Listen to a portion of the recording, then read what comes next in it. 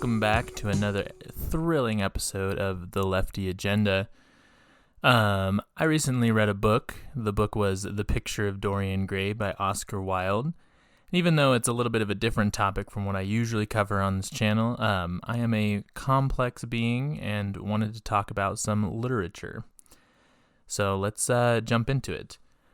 Also, let me preface this video by saying that this is going to be more of an analysis of the story and some of the themes and meanings, in my opinion. The beauty of art is that we can all read the same thing and get completely different messages from it. So if you don't agree with my opinions, that is okay. Comment some of the things that you think I missed down below, and also thank you for liking and subscribing and all of that jazz. For the uninitiated, I will be doing a little bit of a story recap. I'm not sure if I need to put a spoiler alert on a 100-year-old book, but just in case you want to read it yourself, this is your warning. The Picture of Dorian Gray follows the adult life of the character Dorian Gray, if you couldn't guess. It is established right from the beginning that Dorian Gray is one of the most beautiful people to ever walk the earth, or at least that is how his companion Basil Hallward describes him. To another friend of Basil's named Lord Henry Wotton. Basil is a painter and is in the process of painting a picture of his new friend Dorian Gray, who he has become the main inspiration for all of his artwork. Basil is obsessed with Dorian.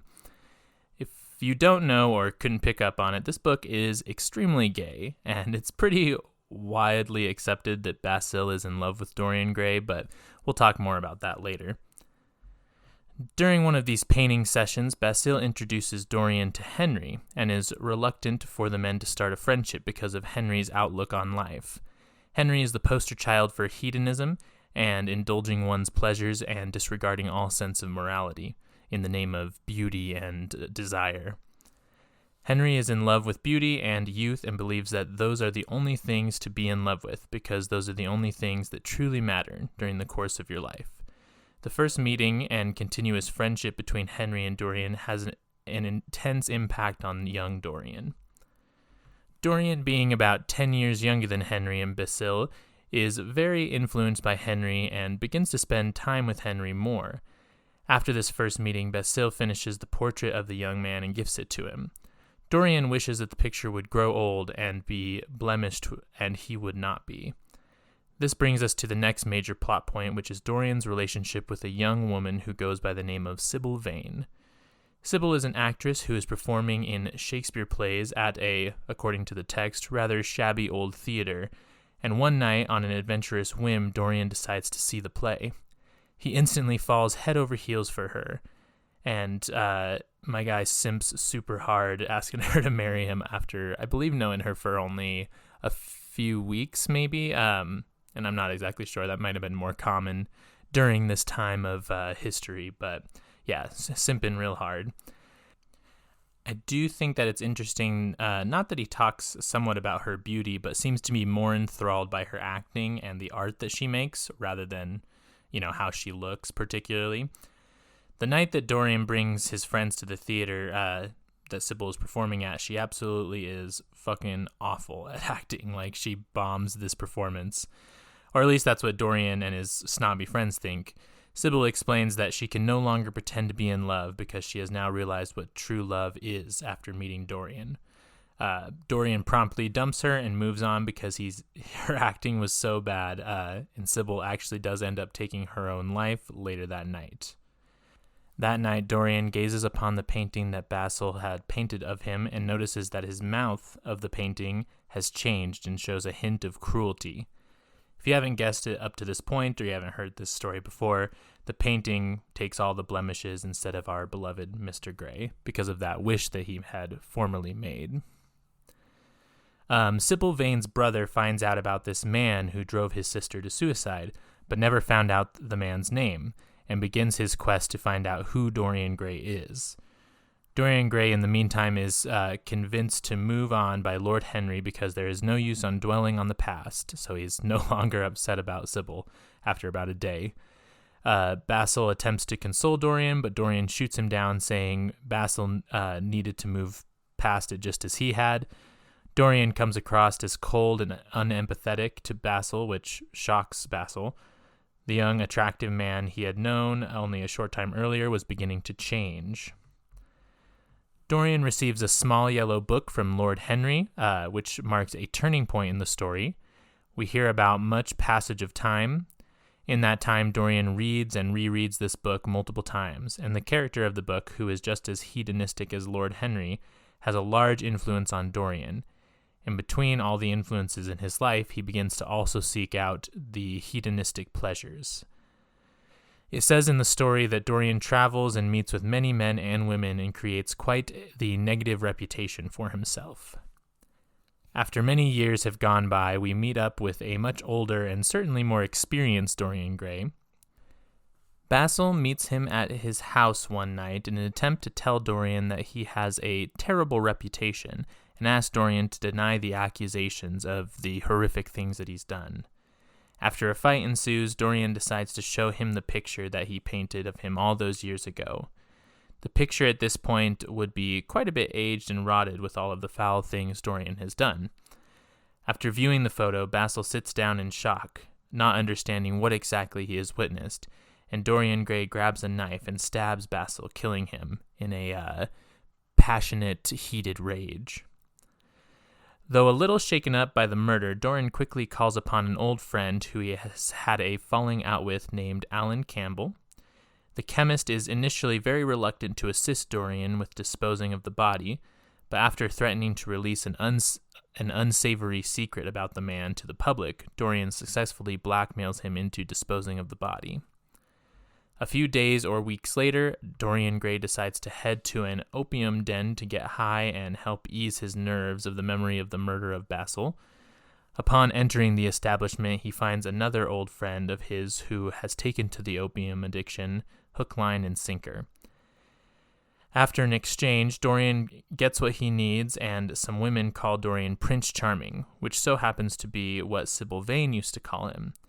As it would happen, Sybil's brother was eavesdropping at that exact same time and follows Dorian out into the night, and nearly kills him. Dorian is able to convince the man he is not the person he is looking for because he is quite a bit younger than the man who courted Sybil would be. Sybil's brother is still suspicious of Dorian, but Dorian does get away at that moment. Dorian then begins living in fear of being followed and killed by Sybil's brother, and basically starts having panic attacks as well as being haunted by the murder of Basil. Lord Henry convinces Dorian to go out shooting with a bunch of other gentlemen, and it's notable here that Dorian actually attempts to save the life of a rabbit that he is admiring. Another man who is shooting accidentally fires and kills what is thought to be an unfortunate servant, but actually turns out to be Sybil's brother. Relieved to finally be free of the stress of being potentially murdered, Dorian Gray decides to turn the new leaf. He even tells Lord Henry that he is going to try and be good from now on. He actually says he broke up with a young woman as to not spoil her with his wicked ways.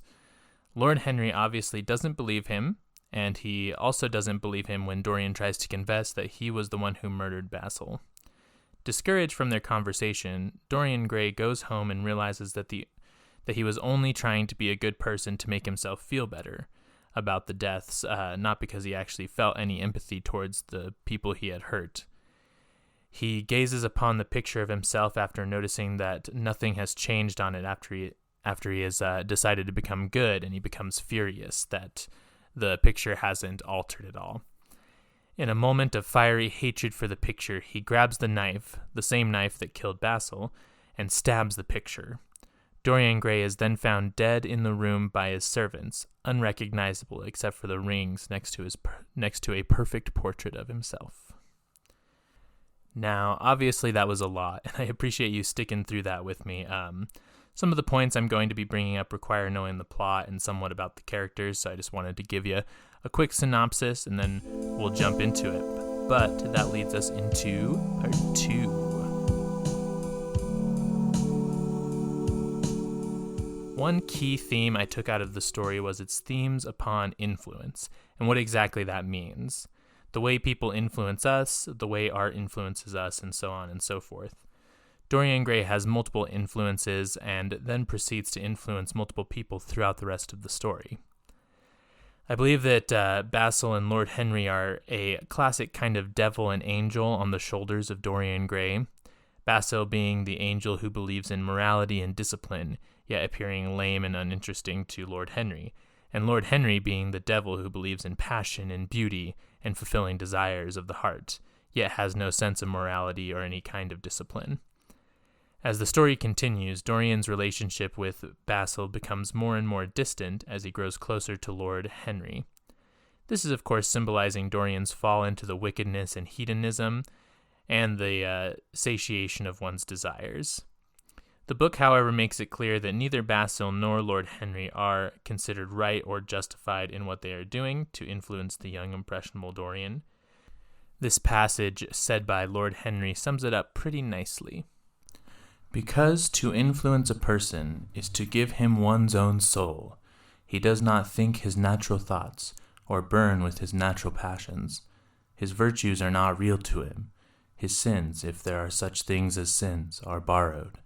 He becomes an echo of somebody else's music, an actor of a part that has not been written for him. The aim of life is self-development, to realize one's nature perfectly. That is what each of us is here for. This is again seen in the book that Lord Henry gives to Dorian, that starts him down his path of adventure and misadventure. The little yellow book has an incredible impact on Dorian's life, and though it is not Lord Henry who is the author of the book, it is him who gave it to Dorian, and Dorian begins to live his life as the character of the novel, disregarding morality and decency in an attempt to live a life of excitement and grandeur. This comes to a head in the last act of the story, when Dorian eventually murders Basil, effectively showing that he has destroyed any semblance of decency left in him. Basil, symbolizing the good nature of Dorian, is now gone, and he has nothing left but the hedonistic influence of Lord Henry. I believe at this moment Dorian passes the point of no return, the threshold that inevitably decides his fate. It is even said later that he feels a false sense of righteousness after telling Henry he will be good. He knows he was just doing it to make himself feel better, and not because he had genuine empathy for anyone else. In turn, Dorian Gray also has influence on others, starting with his influence on Basil's art. Dorian unintentionally becomes the main influence for Basil to paint, and is the muse he uses to make his magnum opus, which is the picture of Dorian Gray. As Dorian grows older, he becomes more in control of his influence and uses it to manipulate and coerce many people throughout his travels, one specifically being the chemist Alan Campbell, who he blackmails and uses his own influence to achieve his goals. Campbell, as well as many other men and women, the text says Dorian ruined the lives and reputations of, are indicative of the cycle of influence starting at Lord Henry and extending down to Campbell, who can't live with himself for his actions or the fear of his secret getting out and ends up taking his own life. I personally think this poses a very interesting ethical question, which is at what point do we draw the line of influence and direct action? Is Dorian to blame for what happened to Campbell, or is it Lord Henry, or the countless influences that have led up to this point? And where do you draw the line of influence into somebody's behavior? One last note on influence is the art in the book. Art not only takes influence inherently from existing art, but also has the ability to influence other art and people. Some would say that the entire purpose of art is to give somebody an influence of some kind, whether that is to influence the emotions of someone or a direct call to action. Art is supposed to make you feel something. Much of the art in the story is directly tied to what is perceived as a negative influence on Dorian: the painting that drives him to murder, the book that pushes him to pursue his desires, or the acting of Sybil that leads to him breaking up with her and her unfortunate demise. It seems that all the art in this story has a negative influence on Dorian, or at least in some way negatively influence his behavior. And again, that comes back to posing the same question of, is an artist responsible for what his art does, or how his art is perceived? I think that, according to Oscar Wilde and knowing more about his life, his main goal in putting these pieces of information in the story was that it doesn't. That art is static. It does not have a morality. It is simply a vessel for you to find meaning in. And then the morality comes from you, the person who is interpreting it. But we'll get more to that a little bit later.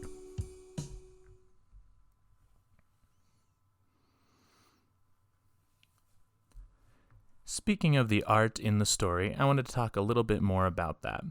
The picture of Dorian Gray has a few key pieces of art throughout the story that seem to be used to put up a front or a mask on what someone truly is. Let me explain. First of all, we have the actual picture of Dorian Gray, which for obvious reasons is the mask that first keeps Dorian from aging or showing signs of the sins that he has committed. Similar to other works such as Dr. Jekyll and Mr. Hyde, the painting becomes a physical metaphor for all of the evil inside Dorian Gray. If the painting didn't have this enchantment, it would show Dorian as the young, untarnished boy he was the day it was painted. It is said in the text that Dorian for some time likes to see the painting change, but of course by the end of the novel he despises the painting for showing him who he really is, and hides it and uses it as a mask, so the world will not see what he has actually become. Secondly, we look to Sybil Vane, the young woman who Dorian believes he falls in love with. Dorian, of course, doesn't fall in love with Sybil, but her acting. Once the mask is pulled off and he sees Sybil for who she really is, he is no longer in love with her. This is the mask that Sybil didn't intentionally put up to fool Dorian, but a mask all the same. She even attempts to tell Dorian that she will again attempt to act the way that she used to before she fell in love with him, but after realizing he was only in love with the facade, he can't continue to pursue a relationship or marriage with her. Shifting gears away from masks, the novel also tells us that art doesn't have to be what a person makes, but can be the way a person lives their life. This line from the text shows exactly what I'm talking about. Again, it's said by Lord Henry. Basil, my dear boy, puts everything that is charming in him into his work. The consequence is that he has nothing left for life but his prejudices, his principles, and his common sense. The only artists I have ever known who are personally delightful are bad artists. Good artists exist simply in what they make, and consequently are perfectly uninteresting in what they are. A great poet, a really great poet, is the most unpoetical of all creatures, but inferior poets are absolutely fascinating. The worse their rhymes are, the more picturesque they look. The mere fact of having published a book of second-rate sonnets makes a man quite irresistible. He lives the poetry he cannot write. The others write the poetry that they dare not realize. The picture of Dorian Gray uses art to show us that not every piece of art comes from a beautiful person, and not every beautiful person will make art, but that the beauty and desire that one reaches towards are in itself the art of that person. It argues that the life one lives can be art, yet that art can hide something deeper. I know this concept can get kind of confusing, and I get a little confused thinking about it myself, but in essence, art can be beautiful just for the sake of being beautiful, and doesn't always have to show a deeper sense of meaning or of internal beauty or lack thereof. Art has no moral or societal obligation to mean anything, and can hide what a person really is. I think that this has to do with the censorship that Oscar Wilde was facing when writing this novel, as well as his own homosexuality that he had hid behind his own art, which leads us directly into the next section of the video.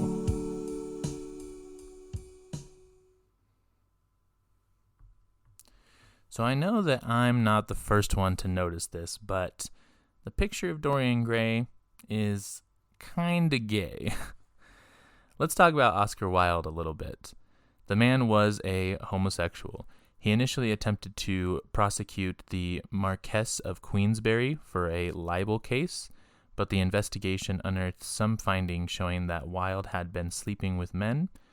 He was arrested and convicted, sentenced to 2 years of hard labor from 1895 to 1897. Though the novel leaves the actual sins ambiguous, The scene of Dorian blackmailing Alan Campbell with a dark secret is widely agreed by most to be a hint at the homosexuality of Alan Campbell, and the news of his sexuality and sexual partners ruining his reputation and potentially, as in Wilde's real-life case, leading to legal trouble. While the novel doesn't explicitly have any homosexual behavior, the way that Wilde wrote the characters stood out to me immensely. Plausible deniability can be a valuable tool, though I'm sure there's even some straight folks out there who would pick up on how heavy-handed the implications are. For one, we look at Basil's adoration of Dorian Gray.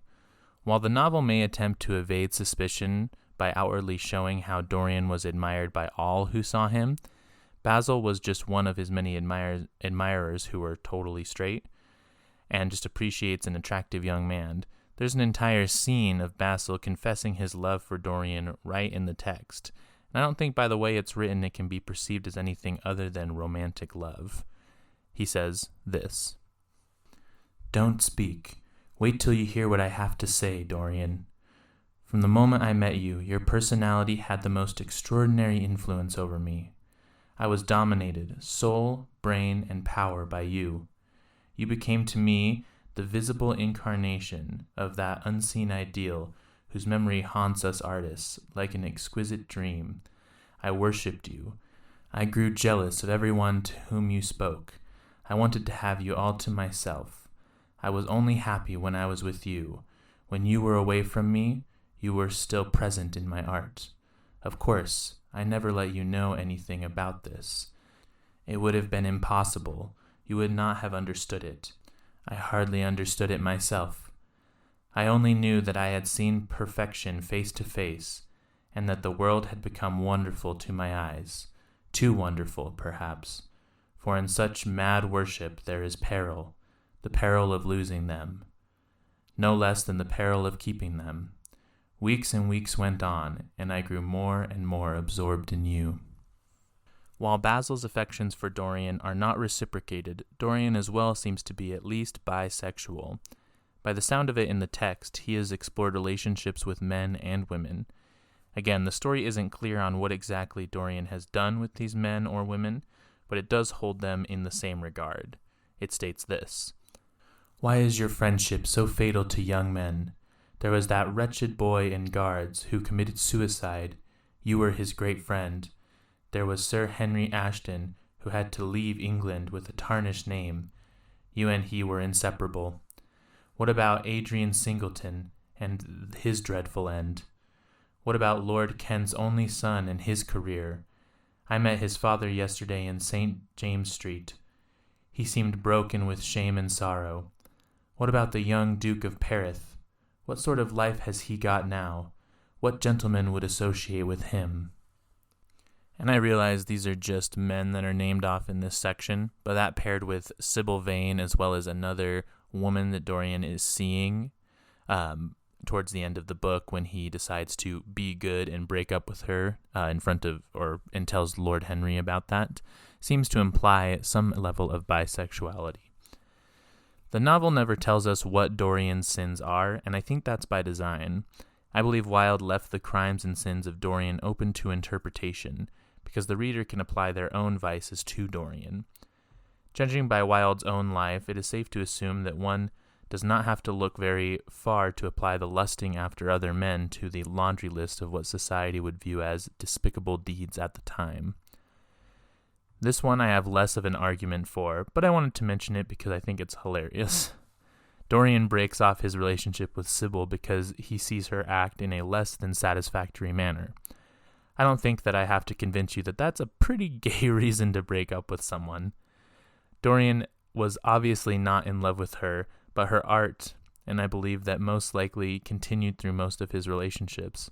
Dorian fell in love with art and beauty, and when the art was not beautiful, he would abandon it. I didn't quite know where to fit this in because it's a small note and has been discussed immensely as well, but the picture of Dorian Gray is pretty sexist also. The era of the story was written in a generally pretty sexist time, so I don't imagine it's much of a surprise to many of you, But Lord Henry has many conversations about women and how inferior they are intellectually to men, as well as the portrayal of Sybil killing herself after Dorian breaking up with her, implying that her happiness is tied directly to Dorian being in love with her. Cases like Sybil's do exist in real life, but when added into the other misogynistic rhetoric of the story, it is clear that the characters in the story view women in a very specific way. At least Lord Henry and, by extension, Dorian do. Oscar Wilde surrounded himself with many women, pushing the bounds of what was seen as socially acceptable for women of the time. So I don't believe that this is a reflection of how Wilde personally felt about women, or at least not fully. It could be to highlight the homosexual undertones, or simply to criticize the view of women that society did hold at the time.